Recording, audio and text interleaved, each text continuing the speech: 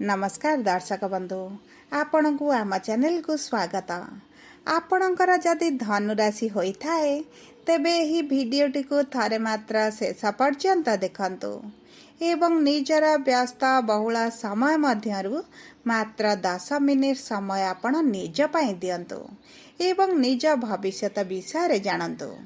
देखंतु एही भिडियोटी धनुराशि व्यक्ति विशेषक पई बहुत गुरुत्वपूर्ण रही। कहीं गुरुत्वपूर्ण रही आपण भिडियोटी शेष पर्यंत देखिले निश्चित भाव में जानीपर। देखंतु आपणक जीवन में यही मे मास 1 तारिख ठारू बड़ परिवर्तन आपण अनुभव करेंगे, कारण यही मे मासरे प्रमुख 3टी ग्रहंकर राशि परिवर्तन होछि। देवगुरु बृहस्पति, राहु एवं केतुंकर राशि परिवर्तन हेब, जहा फल आपणक जीवन में मध्य परिवर्तन आसिब एवं आपणक जीवन को बड़ प्रभावित मध्य करिवे। तेबे आसंतु जानिबा आपणक जीवन में एही मे मास 1 तारिख ठारू केउ केउ परिवर्तन हेबा आरंभ हेब। किंतु भिडियोटी आरंभ करिबा पूर्वरु जदि आपणकर भी धनुराशि होइथाए एवं आपण भी ईश्वर को आंतरिक भक्ति एवं विश्वास करती तेबे भिडियोटी को लाइक करंतु एवं कमेंट बॉक्स रे जय जगन्नाथ जय माँ लक्ष्मी अवश्य लिखि दियंतु। ता सहित आपणक मन रे जहाँ भी प्रश्न रही जहाँ भी द्वंद्व रही आपण कमेंट बॉक्स रे लिखि जणांतु। आमे आपणक प्रश्नर उत्तर देबा पई यथा संभव प्रयास करिबु। देखंतु विलंब हेले मध्य आपणक प्रश्नर आमे निश्चित उत्तर देबु। ता सहित दर्शक बंधु जानि रखंतु जे आमर एही कार्यक्रमटी आपणकर जन्म राशि बा चंद्र राशि द्वारा आधारित होइछि। जदि आपण आपणकर जन्म राशि जानि नांती एवं नाम राशि को व्यवहार करी समस्त कार्य करूछंती तेबे आपण कमेंट बॉक्स रे निजर जन्म तारीख, जन्म समय एवं जन्म स्थान लिखि जणांतु। आमे आपणकर जन्म राशि, लग्न, नक्षत्र जणाई देबु, जहाँ आपणक पई सठिक एवं निर्भुल रहिबा एवं आपण एहाकु व्यवहार करी भविष्यत रे जेकोनोसी शुभ कार्य बा मांगलिक कार्य करि परिबे। तेबे आसंतु जानिबा आपणक राशि रे नवग्रहंकर स्थिति एही मे मास 1 तारिख ठारू किभଳି रहुची। देखंतु आपणकर चतुर्थ गृह रे राहु, शुक्र, शनि एवं बुध, पंचम गृह रे सूर्य, षष्ठ गृह रे देवगुरु बृहस्पति, अष्टम गृह रे मंगल एवं दशम गृह रे केतु विराजमान करिछंती, जहा फल रे सेही गृह गुड़िकर सेमानंकर प्रभाव अधिक रहिबा। किंतु एही मे मास 15 तारिख दिन गुरु आपणकर सप्तम भाव को आसिबे एवं सूर्य आपणकर षष्ठ भाव को आसिबे। मे मास 18 तारिख दिन केतु आपणकर भाग्यर स्थान को आसिबे एवं राहु आपणकर तृतीय गृह को गोचर करिवे, जहा फल रे सेही गृह गुड़िक मध्य प्रभावित हेबा। तेबे सर्वप्रथमे आसंतु देखिबा आपणकर स्वास्थ्य किभଳି रहिबा। देखंतु एही मे मास 15 तारिख दिन सूर्य आपणकर षष्ठ गृह को आसिबे एवं आपणकर गुरु सप्तम गृह को गोचर करिवे। सप्तम गृह रु आपणकर प्रथम गृह को दृष्टि देबे, जहा फल रे आपणकर स्वास्थ्य को नै जे चिंता थिला ताहा शेष होई जिवो। आपणकर पेट रे गैस, डाइजेशन रे समस्या, स्टोमाक रे समस्या एवं खाद्य हजम रे जदि आपण किछिटा समस्या देखुथिले तेबे ताहा मध्य आपणकर दूर होई जिवो। आपण ऊर्जावान अनुभव करिवे। आपण निज स्वास्थ्यर जत्न नेबा आरंभ करिवे। आपण निज खाद्य पानीयर मध्य बहुत अधिक जत्न नेबे, जहा फल रे आपणकर स्वास्थ्य अधिक फिट रहिबा आरंभ करिवो। देखंतु आपणकर षष्ठ गृह रे सूर्यंकर उपस्थिति हेतु आपणकर शरीर रे कोनोसी भी बड़ समस्या आपण देखिबेनी। आपणकर पूर्वरु जहा गंभीर समस्या अछि ताहा दूर होई जिवो। आपण ऊर्जावान अनुभव करिवे। किंतु देखंतु आपणकर जदि BP, diabetes, blood pressure, sugar जहाँ भी किछि रक्त रिलेटेड समस्या अछि ताहा टिके बढ़िबार संभावना मध्य बढ़ी जाउची। सेति प्रति आपण टिके ध्यान देले अधिक भल रहिबो। जदि आमे आपणकर आर्थिक स्थिति को देखिबा तेबे आपणकर आर्थिक स्थिति मध्य भल रहिची, कारण आपणकर द्वितीय गृहर स्वामी हेउचंती शनि, जी वर्तमान आपणकर राहुंकर प्रभाव रे रहिचंती। କିନ୍ତୁ ମେ ମାସ 18 ତାରିଖ ଦିନ ଆପଣଙ୍କର ଶ୍ରାପିତ ଦୋଷ ଶେଷ ହୋଇଯିବ, ଯାହାଫଳରେ ଆପଣଙ୍କ ଆର୍ଥିକ ସ୍ଥିତି ମଜବୁତ ହେବ। ଆପଣଙ୍କୁ ବହୁତ ଗୁଡ଼ିଏ ସ୍ରୋତରୁ ଧନ ମିଳିବ। ଏବେ ଯେଉଁ ଖରାପ ପରିସ୍ଥିତିରେ ଚାଲିଛି, ଋଣରେ ଅଛନ୍ତି, କରଜରେ ଅଛନ୍ତି, ତାହା ଦୂର ହୋଇଯିବ। ବ୍ୟାଙ୍କରେ ଜମା ହୋଇଥିବା ପୁଞ୍ଜିରେ ବୃଦ୍ଧି ଘଟିବ। ଆପଣ ଧନ ସଞ୍ଚୟ କରିବା ଆରମ୍ଭ କରିବେ। ଏବେ ଯେଉଁ ଆପଣଙ୍କର ଅଧିକ ଖର୍ଚ୍ଚ ହୋଇଯାଉଛି ତାହା ମଧ୍ୟ ଆପଣଙ୍କର ବଞ୍ଚିବ।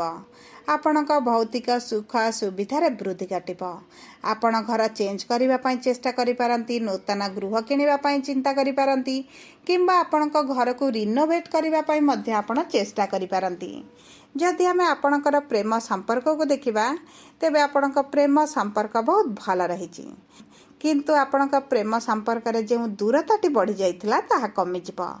ଆପଣଙ୍କ ମନରେ ଆପଣଙ୍କର ଖୁସି ଅନୁଭବ କରିବେ।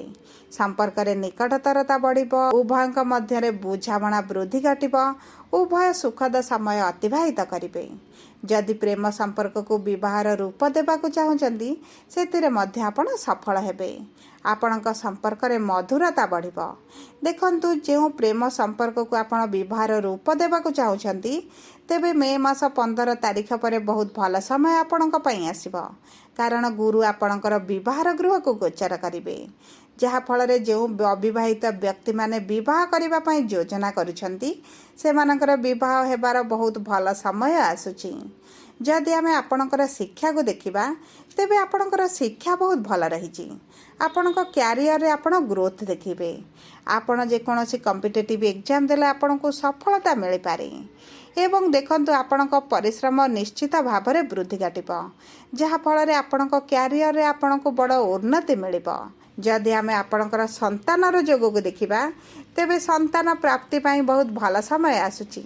ଏହି ମେ ମାସ 15 ତାରିଖ ପରେ ଯେଉଁ ବୈବାହିକ ଦମ୍ପତି ସନ୍ତାନ ପାଇଁ ଆଶା ରଖିଛନ୍ତି, ସେମାନଙ୍କୁ ସନ୍ତାନ ପ୍ରାପ୍ତି ହୋଇଯିବ। ଯଦି ପୂର୍ବରୁ ଆପଣ ନିରାଶାର ସାମ୍ନା କରୁଥିଲେ, ବହୁତ ଚେଷ୍ଟା ପରେ ବିଫଳ ହେଉଥିଲେ, ତେବେ ଆପଣଙ୍କୁ ଏହି ସନ୍ତାନ ସୁଖ ପାଇଁ ବହୁତ ଭଲ ଯୋଗ ବନୁଛି। ଆପଣ ଚେଷ୍ଟା କରନ୍ତୁ, ଆପଣଙ୍କର ଭାଗ୍ୟ ଆପଣଙ୍କର ସାଥ ଦେବ ଏବଂ ଆପଣଙ୍କୁ ସନ୍ତାନ ସୁଖ ପ୍ରାପ୍ତି ହେବ। ଦେଖନ୍ତୁ, ଯେଉଁ ବୈବାହିକ ଦମ୍ପତି ସନ୍ତାନ ପାଇଁ ପ୍ଲାନିଂ କରିବାକୁ ଚାହୁଁଛନ୍ତି, ତେବେ ଏହି ମେ ମାସ 15 ତାରିଖ ପରେ ପ୍ଲାନିଂ କରନ୍ତୁ। ଆପଣଙ୍କୁ ସନ୍ତାନ ସୁଖ ପ୍ରାପ୍ତି ହେବ। ଯଦି ଆମେ ଆପଣଙ୍କର ବୈବାହିକ ସମ୍ପର୍କକୁ ଦେଖିବା, ତେବେ ବୈବାହିକ ସମ୍ପର୍କ ପାଇଁ ବହୁତ ଭଲ ସମୟ ରହିଛି। କାରଣ ବିବାହର ଗୃହକୁ ଶୁଭ ଗ୍ରହ ଦେବଗୁରୁ ବୃହସ୍ପତି ବିରାଜମାନ କରିବେ, ଯାହାଫଳରେ ଆପଣଙ୍କ ସମ୍ପର୍କରେ ଯେଉଁ ମତାନ୍ତର ମତଭେଦ, ଯାହା ବି ପୂର୍ବରୁ ସମସ୍ୟା ଚାଲିଥିଲା, ତାହା ଦୂର ହୋଇଯିବ। ବିଶେଷ ଭାବରେ ଆପଣଙ୍କ ସମ୍ପର୍କରେ ଯେଉଁ ତୃତୀୟ ଲୋକଙ୍କ ହସ୍ତକ୍ଷେପ ଥିଲା, ଯାହାଫଳରେ ଆପଣଙ୍କ ମଧ୍ୟରେ ଅଧିକ ଝଗଡ଼ା ଯୁକ୍ତିତର୍କ ଭଳି ପରିସ୍ଥିତି ହେଉଥିଲା, ତାହା ଆପଣଙ୍କ ଜୀବନରୁ ଦୂର ହୋଇଯିବ। ଉଭୟଙ୍କ ମଧ୍ୟରେ ପ୍ରେମର ଭାବନା ଏବଂ ସମ୍ମାନର ଭାବନାରେ ବୃଦ୍ଧି ଘଟିବ। ଏବଂ ଦେଖନ୍ତୁ, ଆପଣଙ୍କ ପରିବାରରେ କିଛି ଏଭଳି ଘଟଣା ଘଟିପାରେ, ଯାହାଫଳରେ ଆପଣଙ୍କ ସାଥୀଙ୍କର ଆପଣଙ୍କ ପ୍ରତି ଭଲ ପାଇବା ସମ୍ମାନ ଅଧିକ ବଢ଼ିଯିବ। ଉଭୟ ଏକତ୍ର ସମୟ ଅତିବାହିତ କରିବେ। ଉଭୟ କୌଣସି ଏକ ସ୍ଥାନକୁ ଦୂରଯାତ୍ରା କରିପାରନ୍ତି, ଯାହାଫଳରେ ଉଭୟଙ୍କ ମଧ୍ୟରେ ଖୁସିର ବାତାବରଣ ବଢ଼ିଯିବ। ଯଦି ଆମେ ଆପଣଙ୍କର କର୍ମକ୍ଷେତ୍ରକୁ ଦେଖିବା, ତେବେ ଆପଣଙ୍କ କର୍ମର ଗୃହରେ କେତୁ ବିରାଜମାନ କରିଥିଲେ, ଯାହାଫଳରେ ଆପଣ କର୍ମକ୍ଷେତ୍ରରେ ଅସନ୍ତୋଷ ହେଉଥିଲେ, ସମସ୍ୟା ଦେଖୁଥିଲେ, ଦ୍ୱନ୍ଦ୍ୱ ମଧ୍ୟରେ ଗତି କରୁଥିଲେ। କିନ୍ତୁ ଏହି ମେ ମାସ 18 ତାରିଖ ଦିନ କେତୁ ଆପଣଙ୍କର 10ମ ଗୃହରୁ ବାହାରିଯିବେ, ଯାହାଫଳରେ ଆପଣଙ୍କର ଉଚ୍ଚ ଅଧିକାରୀଙ୍କ ସହିତ ଘନିଷ୍ଠତା ବଢ଼ିବ। ଆପଣଙ୍କ କାମରେ ଯେଉଁ ଅସୁବିଧା ଆସୁଥିଲା, ତାହା ହ୍ରାସ ପାଇବ। ଆପଣଙ୍କର ପଦୋନ୍ନତି ସହିତ ଦରମା ବୃଦ୍ଧି ହୋଇପାରେ। ଆପଣଙ୍କ କର୍ମକ୍ଷେତ୍ରରେ ଅଗ୍ରଗତି ହେତୁ ଆପଣଙ୍କର ଇନକମ୍ରେ ବୃଦ୍ଧି ଘଟିବ। ଆପଣଙ୍କର ମନ ପସନ୍ଦର ସ୍ଥାନକୁ ଆପଣଙ୍କର ଟ୍ରାନ୍ସଫର ହୋଇଯିବ। ଯେଉଁ ବ୍ୟକ୍ତିମାନେ ରୋଜଗାର ସନ୍ଧାନରେ ଥିଲେ ଏବଂ ବିଫଳ ହେଉଥିଲେ, ସେମାନଙ୍କୁ ରୋଜଗାର ମିଳିଯିବ। ଆପଣଙ୍କ ଚାକିରିରେ ଦକ୍ଷ ପରିଚାଳନା ଉଭୟ ଧନ ଏବଂ ପ୍ରତିଷ୍ଠାକୁ ବୃଦ୍ଧି କରିବ। କିଛି ଅସମ୍ପୂର୍ଣ୍ଣ କାର୍ଯ୍ୟ ସମାପ୍ତ ହେବା କାରଣରୁ ଆପଣଙ୍କୁ ସମ୍ମାନିତ ମଧ୍ୟ କରାଯାଇପାରେ। ଏବଂ ଆପଣଙ୍କର ସହକର୍ମୀ ହୁଅନ୍ତୁ କିମ୍ବା ଉଚ୍ଚ ଅଧିକାରୀ ହୁଅନ୍ତୁ, ଆପଣଙ୍କ ପାଇଁ ଲାଭଦାୟକ ରହିବେ। ଯେଉଁମାନେ ବ୍ୟବସାୟ କରୁଛନ୍ତି, ସେମାନଙ୍କ ବ୍ୟବସାୟରେ ପରିଶ୍ରମ ଅନୁପାତରେ ଧନ ଆମଦାନୀ ବଢ଼ିଯିବ। ଆପଣଙ୍କର ଏବେ ଯେଉଁ ଖରାପ ପରିସ୍ଥିତିଟି ଚାଲିଛି, ସେଥିରେ ସୁଧାର ଆସିବ। ଆପଣଙ୍କ ବ୍ୟବସାୟରେ ଆୟ ବୃଦ୍ଧି ହେବ। देखंतु आपणक व्यवसाय आपणक परिश्रम किंतु बढ़ीजिब, जहा फल आपणकर लाभ मध्य वृद्धि पाइब। आपणकु नूतन स्रोतरु धन मिलिजिब। पूर्वरु अटकी जाइथिबा कार्य मध्य आपणकर समाप्त होइजिब। आपणक परिवार लोकंकर साहाय्य मध्य आपणकु मिलिजिब, जहा फल आपणक व्यवसाय जहाँ भी पूर्वरु समस्या चली ताहा दूर होइजिब। ताहा सहित गुरुंकर दृष्टि मध्य आपणकर कर्मर गृह को रहुछि। तेणुकरी आपणकर कर्म क्षेत्र में पूर्वरु जहाँ भी समस्या चली ताहा दूर होइजिब। मोटामोटी भावे देखिबाकू गले आपणक पई एही मे मासटी बहुत भल रहिछि एवं एही मे मासरे गुरु केतु एवं राहुंकर जो राशि परिवर्तन हेउछि यह आपणक जीवन रे बड़ परिवर्तन करिबो। एवं एही तीनोटी ग्रहंकर राशि परिवर्तन को नहीं आम एक स्वतंत्र वीडियो प्रस्तुत करिबो एवं सेही वीडियो रे आमे विस्तृत भाव में आलोचना करिबु आपणक राशि रे केउ केउ भाव में परिवर्तन हेबो। सेतिपई आपण आम सह जोड़ी होई रही थांतु। आपण को एही मे मास रे अधिक शुभ फल प्राप्ति पाई आपण प्रतिदिन गुरुंकर बीज मंत्र जप करंतु। आपण सूर्य को जल अर्पण करंतु एवं आपण प्रतिदिन चेष्टा करंतु गणेश भगवानकर पूजार्चना करिबा पाई, विष्णु सहस्र नाम पाठ करिबा पाई। एथिरे आपण को बहुत अधिक शुभ फल प्राप्ति हेबो। जदि आपणकर धनुराशि होइथाय तेबे भिडियोटी किभଳି लागला कमेंट बॉक्स रे लिखि जणांतु। जदि आपणक प्रियजनकर धनुराशि होइथाय भिडियोटी तांका सह शेयर करंतु। जदि प्रथम थर आम चैनल को आसी चंती चैनल टी को सब्सक्राइब करंतु। पाखरे थिबा